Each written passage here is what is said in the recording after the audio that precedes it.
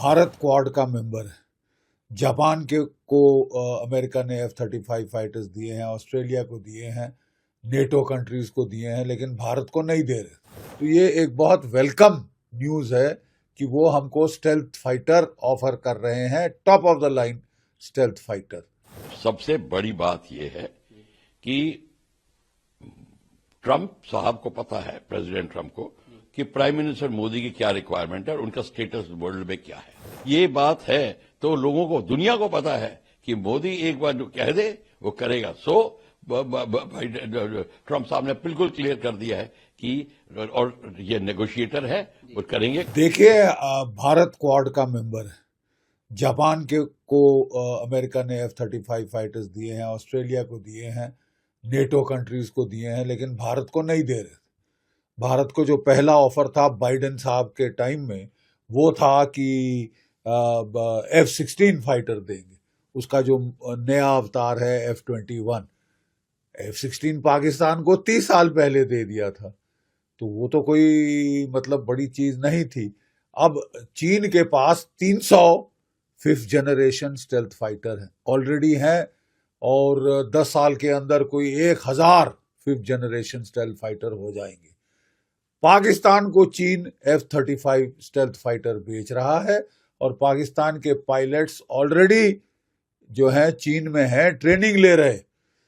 मतलब अगले साल जो है वो J-35 चीन का 5th generation stealth fighter Pakistan के पास आ सकता है। यानी पाकिस्तान के पास F-35 के बराबरी के चीनी स्टेल्थ फाइटर अगले साल आ जाएंगे, यानी वो हमसे पहले स्टेल्थ फाइटर ले लेगा।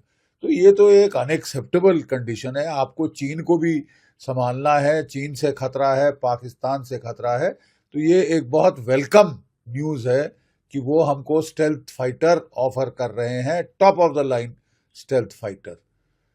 रूस ने भी हमको Su-57 का ऑफर किया है, और रूस ने ये भी कहा है कि वो तो हमको अपने देश में प्रोडक्शन भी करने देंगे।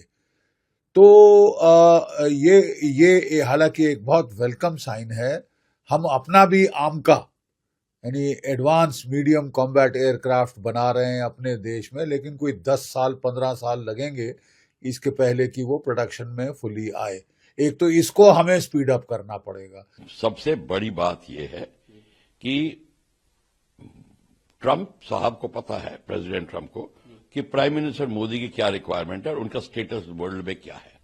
वो जानते हैं कि वो सारा दुनिया उनको मानती है, तो इस बात को वो इग्नोर नहीं कर सकते। और ये भी कह रहे हैं कि लोग कह रहे हैं कि मैं अपने को मैं अपनी चला रहा हूं, अपनी थानेदारी हर वक्त कर रहा हूं। वो धारणा निकालने के लिए वो सीधी बात कर रहे हैं कि भाई मेरे से तो अच्छे नेगोशिएटर मोदी साहब है, तो मैं अगर भारत से मिल रहा हूं तो मैं मान के चलूंगा कि भारत मेरे से पूरी की पूरी वो चीज निकालेगा जो भारत के लिए जरूरी है। तो ये दुनिया को दिखाने के लिए कि मैं कुछ थोप नहीं रहा भारत में। और ये बात भी सही है कि मोदी को हम सोच रहे हैं कि मोदी साहब वो कोई कहेंगे और हाँ में लाके आ जाएंगे। ये बात गलत है, क्योंकि मैं आपको उदाहरण देता हूं। G20 में भारत ने प्रेसिडेंट ऑफ अमेरिका को बोला था कि मैं रशिया पे सैंक्शंस नहीं लगाऊंगा, और प्रेसिडेंट बाइडेन को जिसको कहते हैं ना, कड़वा घूंट पी के रहना पड़ा, और वो एक्चुअली उस टाइम उठ के चले गए थे। ये बात है तो लोगों को, दुनिया को पता है कि मोदी एक बार जो कह दे वो करेगा। सो ट्रंप साहब ने बिल्कुल क्लियर कर दिया है कि और ये नेगोशिएटर है, वो करेंगे, क्योंकि ट्रंप साहब को बहुत सी चीजें बेचनी है भारत को। ऐसी बात नहीं है, वो भारत को बेचना चाहता है, वो अपने दमड़ी के पक्के हैं।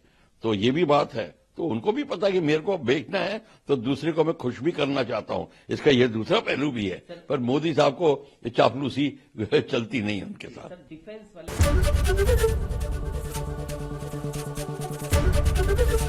ABP गंगा, खबर आपकी, जुबान आपकी।